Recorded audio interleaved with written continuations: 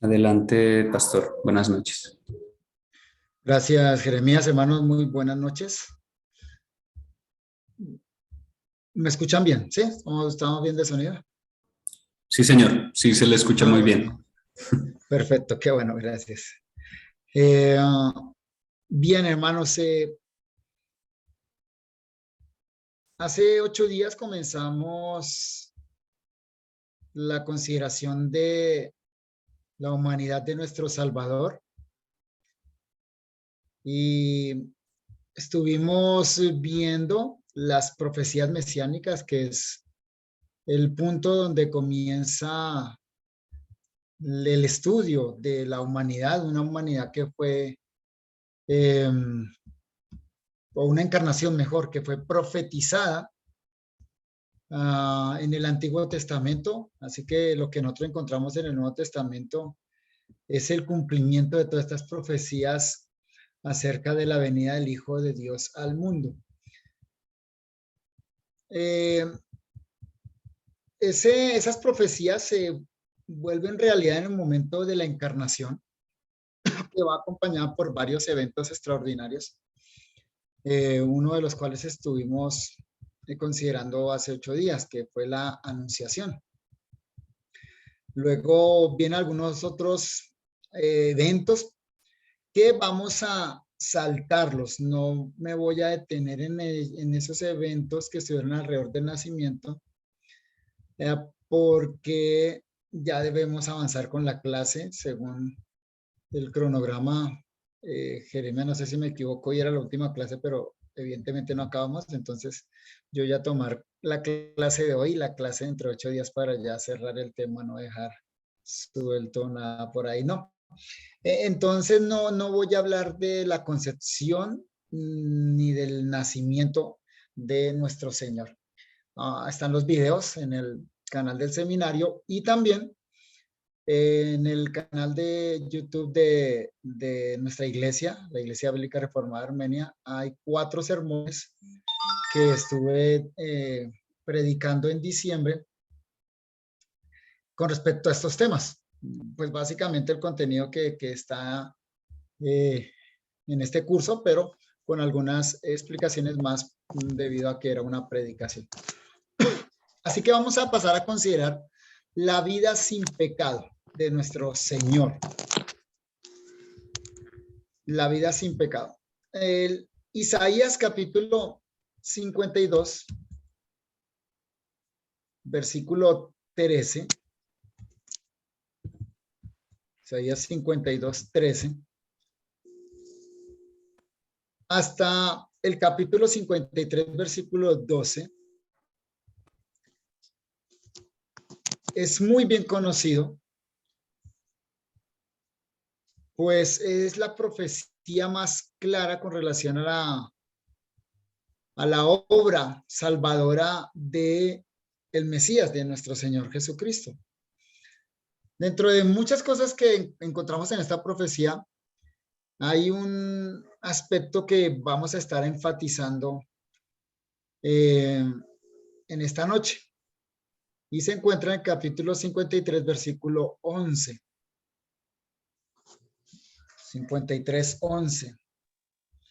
El versículo dice lo siguiente, hablando del Mesías, dice: verá el fruto de la aflicción de su alma y quedará satisfecho. Por su conocimiento justificará a mi siervo justo a muchos y llevará las iniquidades de ellos. Aquí se le llama al Mesías, al Salvador, siervo justo, señalando de esta manera su inocencia y su justicia con relación a su carácter. En el contexto bíblico, que alguien sea justo significa que está totalmente alineado con la ley de Dios. Y en el caso de nuestro Señor Jesucristo, significa que Él tuvo una vida totalmente coherente con las demandas de la ley de Dios. Es decir, una vida sin pecado. Solo de Él se puede afirmar esto con propiedad, de una manera absoluta, literal.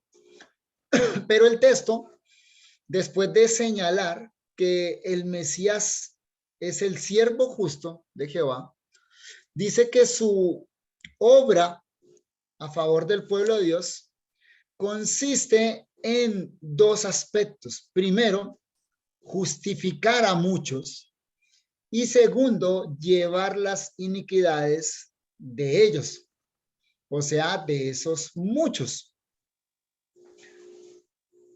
Es decir, la obra del Mesías está aquí expresada tanto positiva como negativamente. Positivamente justifica a muchos, negativamente lleva las iniquidades de ellos. Esto, en síntesis, es lo que en teología se llama la justicia pasiva de Cristo y la justicia activa de Cristo. La justicia pasiva de Cristo se refiere a que nuestro Salvador padeció, de ahí el término pasivo aquí significa padeció por nuestros pecados, pagando de esta manera el precio o la consecuencia por nuestros pecados. Isaías lo señala cuando dice llevará las iniquidades de ellos. Obviamente está apuntando proféticamente al momento de la crucifixión y de su muerte, cuando él llevó sobre sí mismo los pecados de su pueblo. Y la justicia activa de Cristo se refiere a la vida sin pecado de nuestro Señor Jesucristo. Una vida perfecta, una vida de total cumplimiento a la ley de Dios. Isaías dice, justificará a mi siervo justo a muchos. Estas dos justicias de Cristo son a favor de su pueblo y necesarias, absolutamente necesarias para nuestra salvación. Para que el pueblo del Mesías fuera salvo, se necesitaba que el Mesías viviera una vida sin pecado, pero que también llevara nuestros pecados en la cruz del Calvario. Ahora bien, el relato del nacimiento de nuestro Señor deja en claro que Él nació sin pecado. En palabras simples, o en palabras teológicas mejor, Él nació sin la transmisión de la naturaleza pecaminosa. Recuerden que la concepción de nuestro Señor fue precisamente milagrosa porque no hubo intervención masculina. Nuestro Señor no tuvo padre humano. Y aunque tuvo madre humana, el Espíritu Santo cubrió con su sombra al niño recién concebido en el vientre por el Espíritu Santo. Esa cobertura del Espíritu Santo fue la manera como se evitó la transmisión de la naturaleza pecaminosa de María a nuestro Salvador.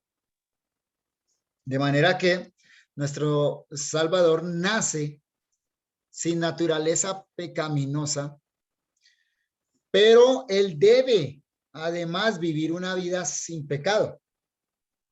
En cierta medida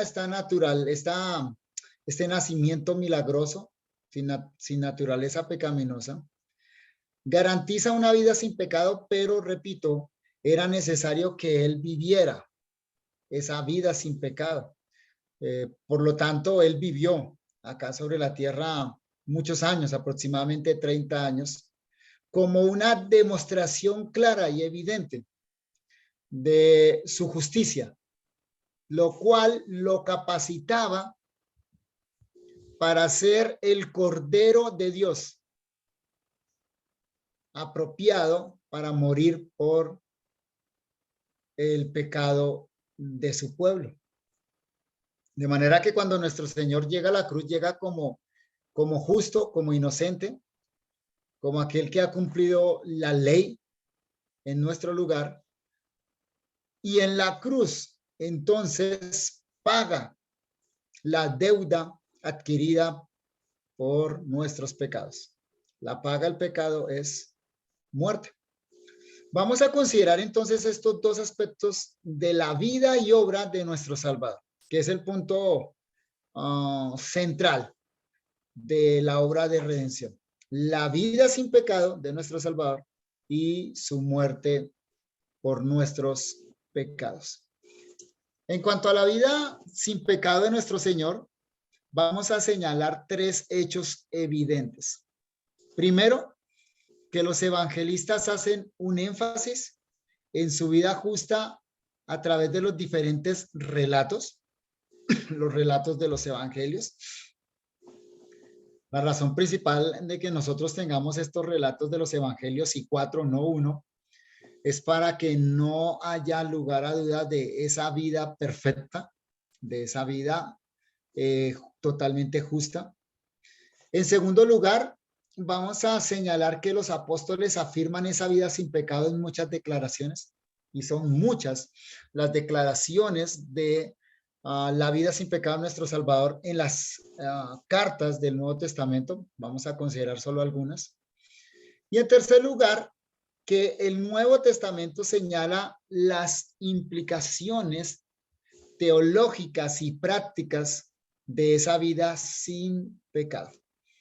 Así que pasemos a considerar en primer lugar el relato de los evangelios.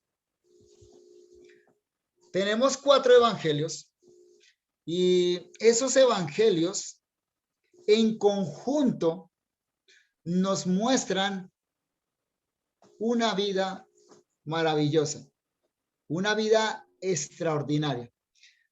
La razón por la cual los evangelistas escribieron fue para demostrar que Jesús es el Hijo de Dios y que Jesús vivió una vida sin pecado y que por lo tanto entonces podía morir en el lugar de su pueblo.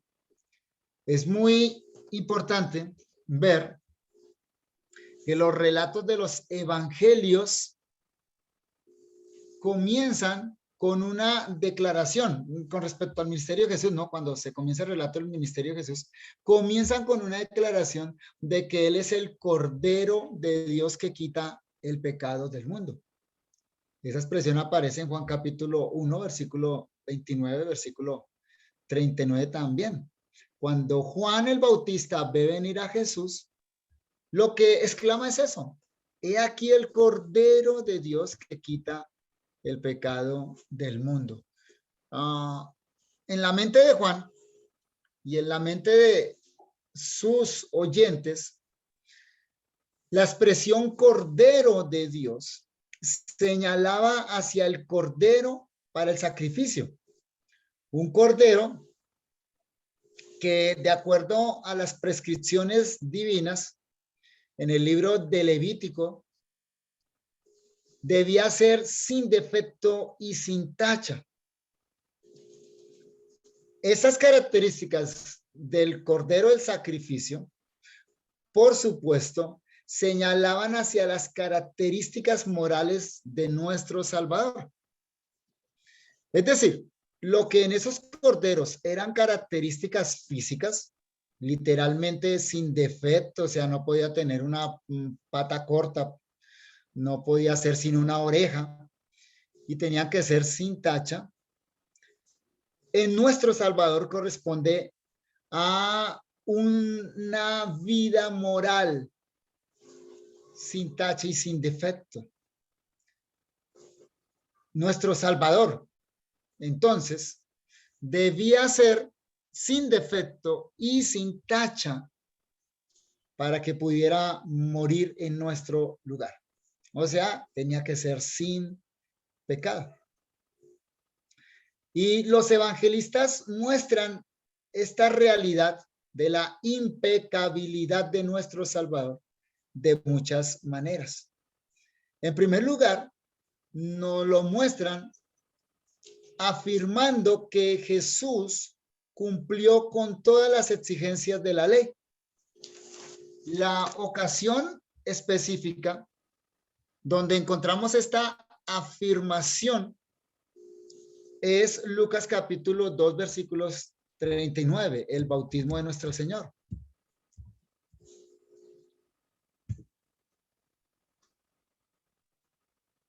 Voy a leer ese texto, Lucas 2, 39. Después de haber cumplido con todo lo prescrito en la ley del Señor, volvieron a su ciudad de Nazaret. Note la afirmación. Después de haber cumplido con todo lo prescrito en la ley del Señor. En el contexto se refiere a que Jesús fue circuncidado conforme a la ley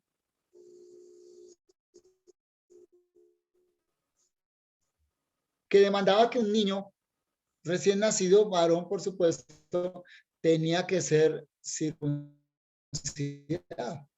En el contexto de Lucas incluso se aclara que la mamá, María, la mamá de nuestro Señor, también cumplió con el rito de la purificación prescrito.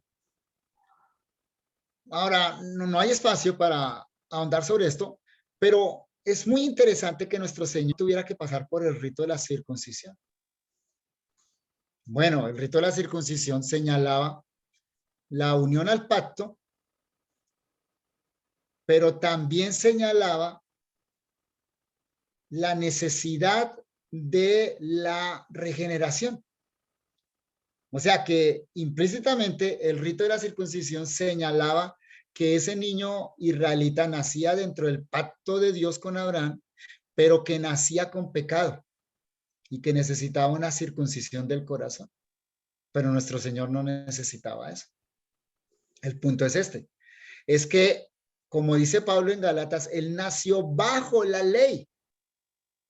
Y al nacer bajo la ley, entonces estaba bajo las obligaciones de la ley.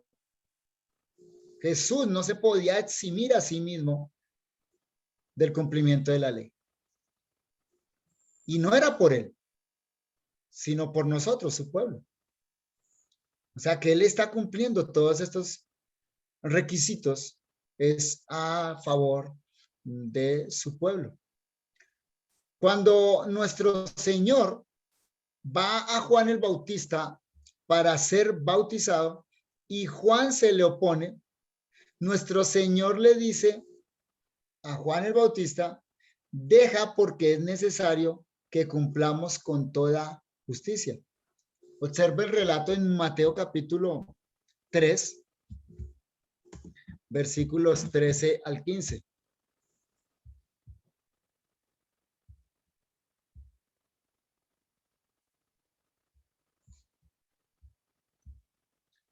Mateo capítulo 3, 13 al 15. Dice el texto, entonces Jesús vino de Galilea a Juan al Jordán para ser bautizado por él. Mas Juan se le oponía diciendo, yo necesito ser bautizado por ti, ¿y tú vienes a mí? Pero Jesús le respondió, deja ahora, porque así conviene que cumplamos con toda justicia. Entonces le dejó, es decir, lo bautizó. Observen la expresión en labios de Jesús de que era necesario que cumpliera con toda justicia. Cumplir con toda justicia significa, sin lugar a dudas, a todo lo que la ley demandaba.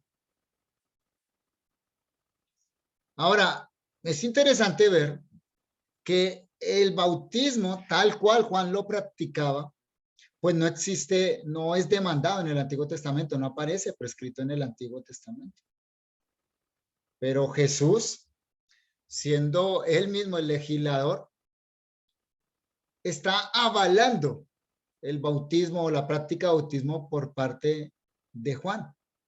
Así que el propio Señor Jesús le da validez a este bautismo al ir a Juan para ser bautizado y le llama al bautismo, en este caso le llama justicia, o sea, algo que era demandado por Dios.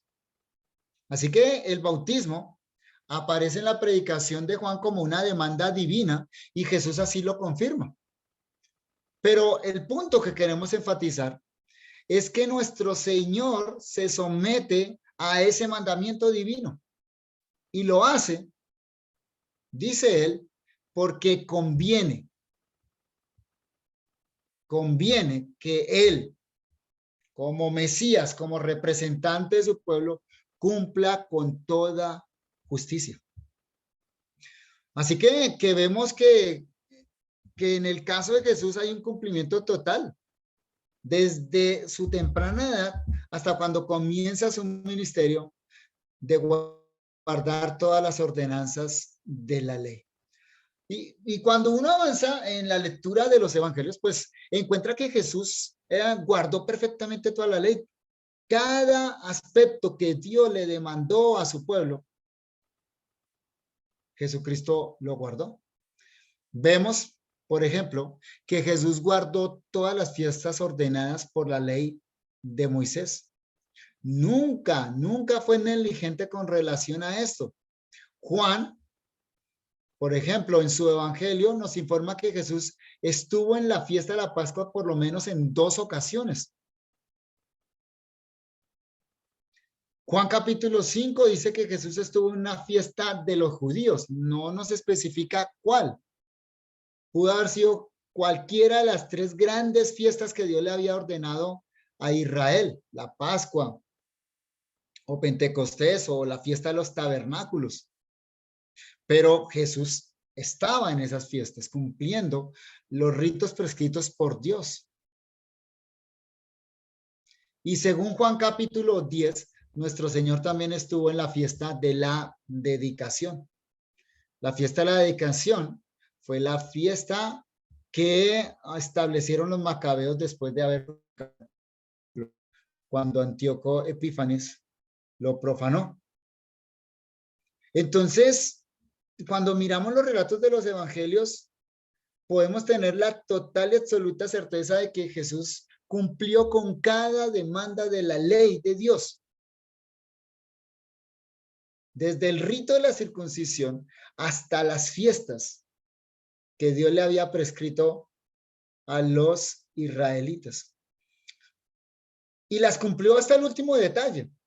Lo sabemos por la manera como Jesús celebró la última Pascua con sus discípulos. Si hacemos una sincronía entre los relatos de los 4 evangelistas, porque este es uno de los pocos relatos que aparecen en los 4 evangelios, vamos a notar que Jesús celebró la Pascua tal y como estaba prescrita. Prepararon la Pascua, según Mateo 26, 17, lo cual implicaba, por supuesto, el cordero, los panes sin levadura y las hierbas amargas. Dice Mateo 26, versículo 21, que comieron la Pascua. Mateo 26, 26 nos informa que partió el pan, o sea, el pan sin levadura que acompañaba la Pascua, los ácimos. Y Mateo 26, 27 también nos cuenta que repartió la copa que acompañaba el Cordero Pascual. También Mateo 26, 30 nos dice que para finalizar cantaron el himno, el gran Jalel que se cantaba en aquellas épocas, una sección del libro de los Salmos. Así que Jesús celebra todas las fiestas judías, pero se la celebra con todos los detalles que Dios había mandado a su pueblo. Pero en segundo lugar, los relatos de los evangelios nos muestran que nuestro Señor vivió una vida de piedad genuina. Porque, bueno, guardar las leyes de Dios, guardar las fiestas que Dios ordenó, no necesariamente implica que alguien sea piadoso. En palabras del propio Jesús,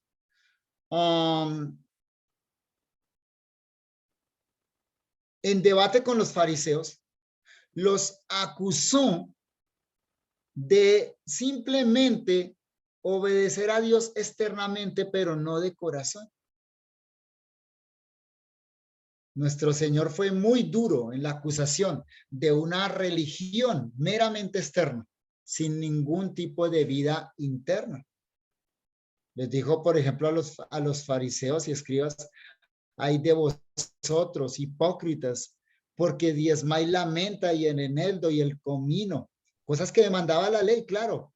Pero dice Jesús, y dejáis lo más importante de la ley, la justicia, la misericordia y la fe. Esto era necesario hacer sin dejar de hacer aquello. Mateo 26, Mateo 23, 23. Y ese tipo de acusaciones son típicas en los evangelios. Así que cumplir la ley externamente no revela un verdadero celo por las cosas de Dios. Sin embargo, Jesús desafió a sus contemporáneos diciéndoles: ¿quién de vosotros me redarguye de pecado? Juan 8:46.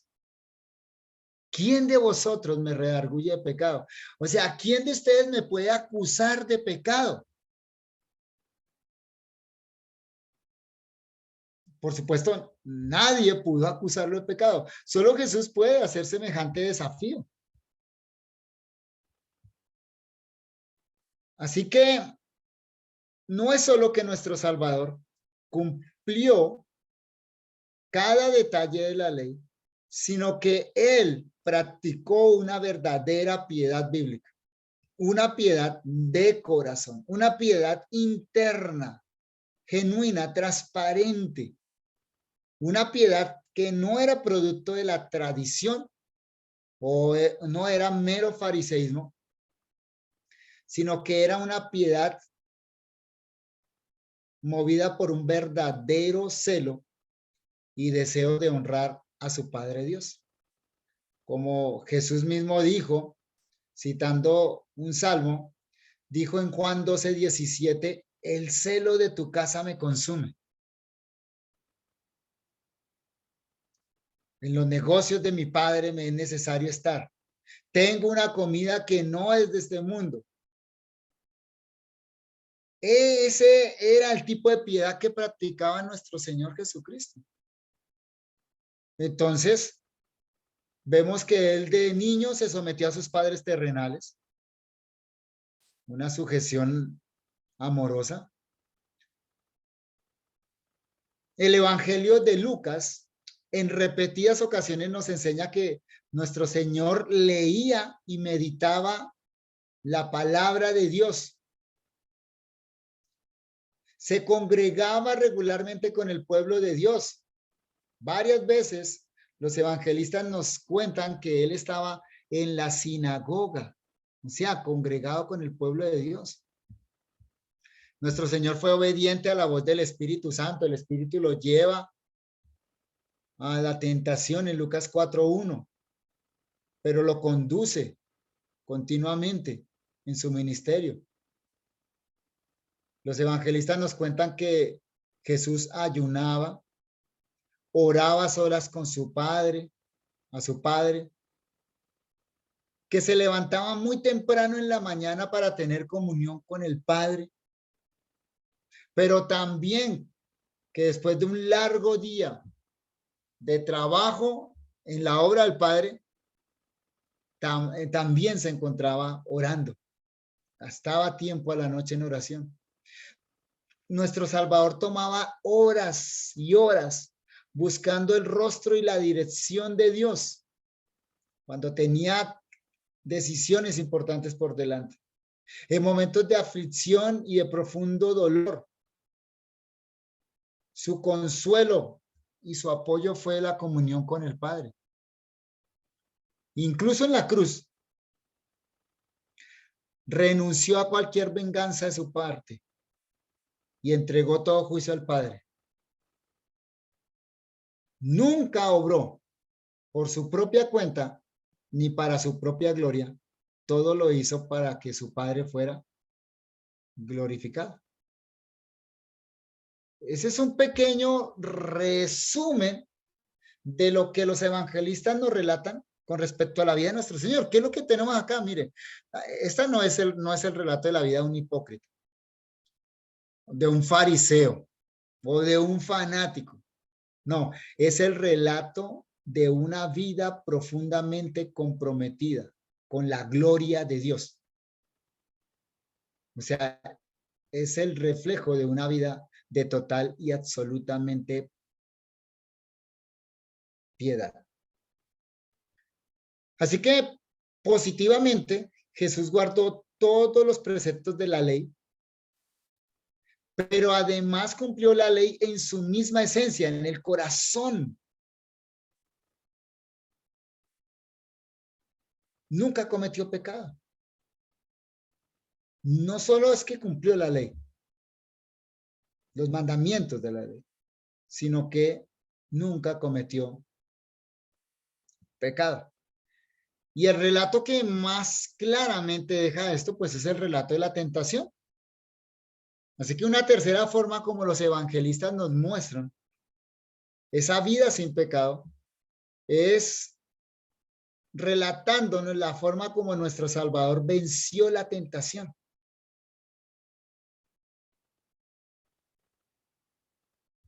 En el caso de la tentación de nuestro Señor, fue Satanás mismo, como en el Edén, quien actuó. Pero a diferencia de Adán en el Edén, nuestro Señor venció. Y en circunstancias totalmente adversas que contrastan con las condiciones de Adán en el Edén. Adán estaba en un paraíso, estaba en compañía de su esposa, tenía todo a su disposición. Nuestro Señor se encuentra solo en un desierto con necesidad porque acababa de ayunar 40 días y 40 noches. Y el resultado de la tentación, en palabras de los evangelistas, es que Satanás lo dejó. O sea, como canta un himno cristiano, Jesús salió vencedor y Satán derrotado. Esa fue la realidad de la tentación. Así que el relato de la tentación en los evangelios tiene como propósito primario mostrarnos la impecabilidad de nuestro Salvador. No es el propósito primario de los evangelistas darnos un modelo para vencer la tentación. Porque el enfoque de los evangelistas no somos nosotros, el enfoque de los evangelistas es Jesucristo. El relato de la vida sin pecado de nuestro Señor, el relato de cómo Él vence la tentación, es para que nosotros sepamos que tenemos un Salvador totalmente impecable y que esa fue la razón de que su sacrificio en la cruz fuera recibido por el Padre. No es para imitarlo, no es para que nosotros ayunemos 40 días y luego vayamos a buscar la tentación. No, Él obró ahí como el segundo Adán, como el segundo Adán. Y donde Adán, el primer Adán, falló, cayó, el segundo Adán venció. Pero en cuarto lugar, los evangelistas nos muestran que nuestro Salvador amó a Dios sobre todas las cosas. Y es que la esencia de la ley, dijo Jesús mismo, es amar a Dios sobre todas las cosas y amar al prójimo como a uno mismo. Así que si nosotros queremos ver de manera práctica si hay verdadera y genuina piedad, pues el patrón es ver si hay amor a Dios y amor al prójimo. Cuando Jesús fue al templo, en una de las ocasiones que fue al templo, y notó que habían cambistas y mercaderes vendiendo en el templo, nos dice Juan que volteó las mesas, que sacó a los cambistas de ahí, a los vendedores, y les dijo: no hagáis de la casa de mi padre casa de mercado. Sus discípulos, dice Juan, se acordaron de que está escrito: el celo de tu casa me consume. Esa es una descripción maravillosa y sumaria de lo que movía el corazón de nuestro Salvador, de lo que pesaba en su corazón, de lo que era más importante. No era él mismo, era el celo por la gloria de su Padre. Su amor por Dios, su amor por los asuntos divinos. Como le dijo a sus padres en los negocios, a sus padres terrenales, les dijo: en los negocios de mi Padre, su Padre celestial, me es necesario estar. Y eso lo dijo cuando tenía 12 años.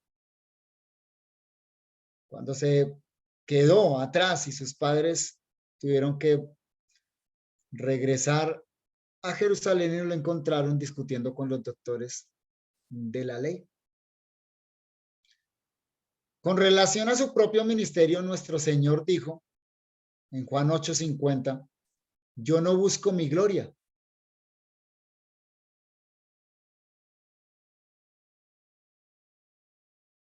¿Por qué fue a la cruz?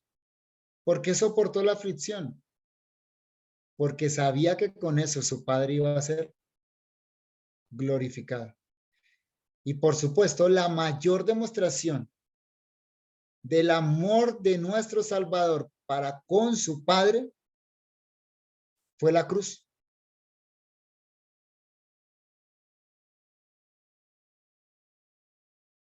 En la cruz, o mejor, antes de ir a la cruz en Getsemaní, la oración de Jesús fue: no se haga mi voluntad, sino la tuya.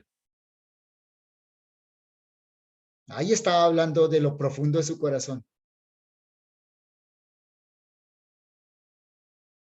Porque el único propósito de nuestro Salvador era que el mundo conociera que él amaba al Padre, como le dijo a sus discípulos en Juan 14:31. Eso es amor a Dios. Pero nuestro Señor también amó al prójimo, como a sí mismo. Y es que el grueso de los relatos de los evangelios muestran un ministerio volcado a las personas. Un ministerio dado a la gente, buscando el bien de las personas. Ministró a la gente a través de la palabra, pero también a través de las obras. Y fue todo por amor. Un amor desinteresado y total. Por ejemplo, Marcos 6:34 dice: y salió Jesús y vio una gran multitud y tuvo compasión de ellos porque eran como ovejas que no tenían pastor, y comenzó a enseñarles muchas cosas. O como cuando Jesús le dijo al joven rico en Marcos 10:21. Entonces Jesús, mirándole, le amó y le dijo: una cosa te hace falta, anda, vende todo lo que tienes y dalo a los pobres y tendrás tesoro en el cielo, y ven, sígueme tomando tu cruz. Es increíble lo que dice el evangelista ahí, ¿no? Que Jesús, mirándolo, lo amó. Lo amó. Y noten muy bien acá, que a quien Jesús ama, es a alguien que lo rechazó. No es a alguien que lo siguió. O sea que Jesús mostró su amor incluso hacia los enemigos. En la cruz le dijo al Padre, perdónalos porque no saben lo que hacen. Eso es amor al prójimo. De manera que la impresión que nos dejan los relatos evangélicos es la de una vida real y genuinamente santa. Jesús cumplió cabalmente la ley, pero lo hizo de corazón. Se alejó del pecado y venció la tentación. Pero además demostró que era sin pecado y de forma particular amó a Dios y amó a sus semejantes. Y eso nos lleva entonces a la consideración de las declaraciones apostólicas en el resto del Nuevo Testamento. Esos son los relatos nos dejan esa clara impresión y tienen esa intención, ¿no? De que nosotros veamos allá a un Cristo impecable. Pero además de esos relatos tenemos declaraciones contundentes en varias de las epístolas del Nuevo Testamento con relación a esa impecabilidad. Consideremos solo algunas de estas. Noten el testimonio del apóstol Juan en Primera de Juan capítulo 2 versículo 1. Primera de Juan 2:1.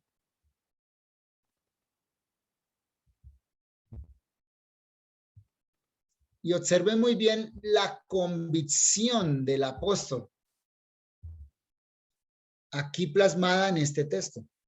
Hijitos míos, estas cosas os escribo para que no pequéis. Y si alguno hubiere pecado, abogado tenemos para con el Padre a Jesucristo el justo. Miren la declaración acá. La declaración teológica es esta. Tenemos abogado con el Padre, para con el Padre. Y ese abogado es Jesucristo el justo. Juan quiere motivar a sus lectores a no pecar, a luchar contra el pecado. Pero Juan sabe muy bien que aún siendo nosotros creyentes, pecamos. En nosotros aún está la naturaleza pecaminosa. En el capítulo 1, Juan claramente dijo, si alguno dice que no tiene pecado, es mentiroso.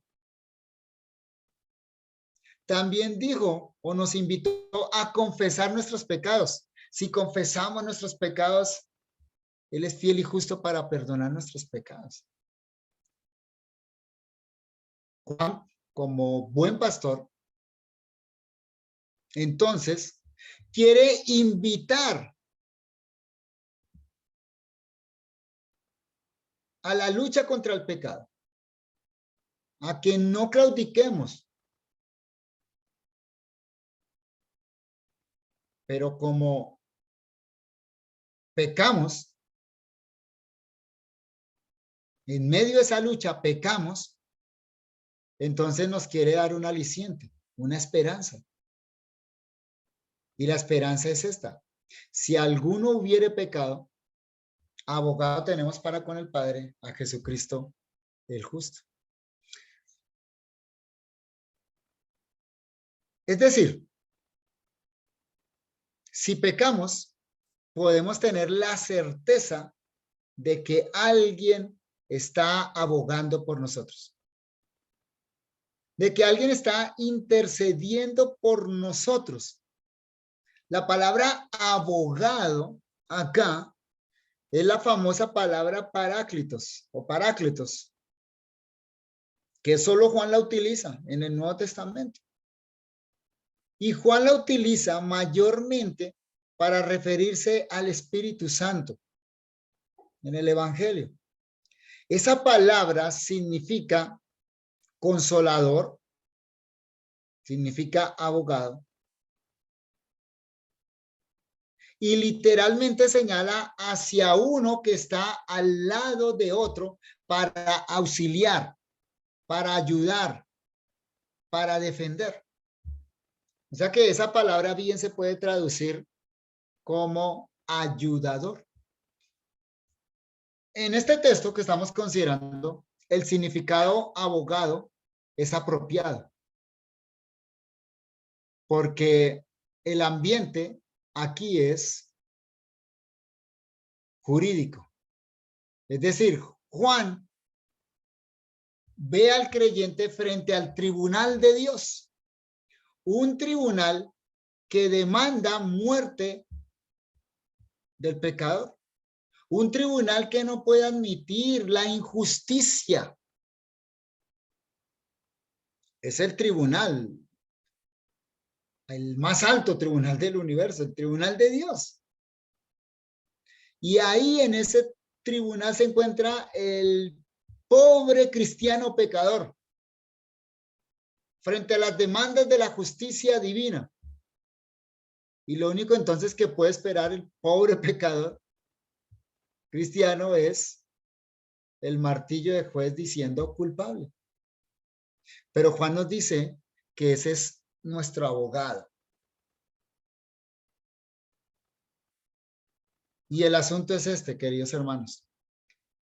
Su intercesión a favor nuestra, la intercesión de Jesús, es una intercesión totalmente eficaz. Podemos estar seguros de que este abogado que nos representa delante del Padre nos va a sacar bien librados.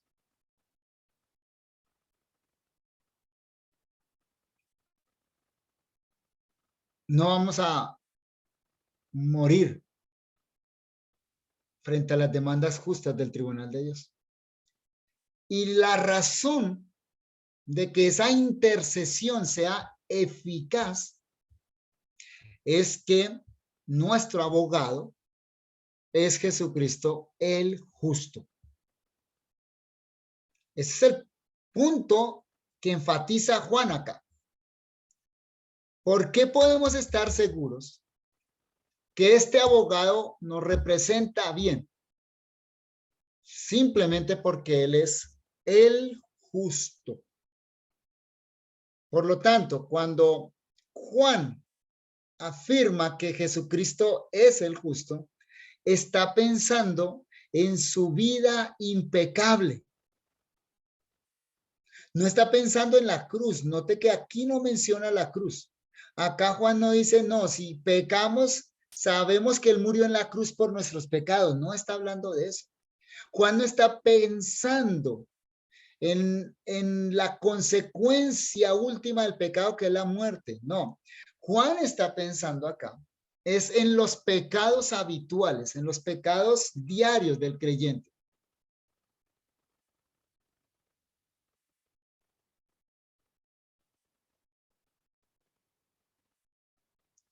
Juan está pensando en lo que hace Jesús por nosotros a diario, en cada instante de nuestra vida. Juan no está pensando en lo que Jesús hizo por nosotros en la cruz. Y entonces, el punto es este. Cuando el cristiano peca, quebrantando la ley de Dios, entonces Jesús saca delante del trono de Dios las evidencias de su vida sin pecado. Y le dice a Dios el Padre, esta justicia, esta vida sin pecado que yo hoy te presento, esa vida sin pecado fue a favor de ese cristiano. Fue a favor de este que ha puesto su fe en mí. Sí, él quebrantó la ley, pero resulta que yo cumplí la ley de una manera completa, perfecta, diaria. Así que como creyentes podemos descansar en esta maravillosa verdad. Nuestro Señor no solo pagó en la cruz por nuestros pecados, sino que intercede por nosotros constantemente en el trono celestial, y eso nos mantiene seguros. Seguros de que nuestra salvación no se pierde, de que nuestra salvación es segura. Y antes de una pausa, observen este otro texto, Hebreos capítulo 7, versículos 26 y 27. Hebreos 7, 26 y 27. Este es otro autor del Nuevo Testamento que proclama la vida justa de nuestro Señor Jesucristo. Dice este texto, porque tal sumo sacerdote nos convenía, santo, inocente, sin mancha, apartado de los pecadores y hecho más sublime que los cielos, que no tiene necesidad cada día, como aquellos sumos sacerdotes, de ofrecer primero sacrificios por sus propios pecados y luego por los del pueblo, porque esto lo hizo una vez para siempre, ofreciéndose a sí mismo. El énfasis del autor de Hebreos acá es que el sacrificio de Jesucristo fue un sacrificio una vez y para siempre. O sea que nuestro Señor no tenía que estar ofreciéndose continuamente, sino que solo cumplió un sacrificio. Solo murió una vez en la cruz.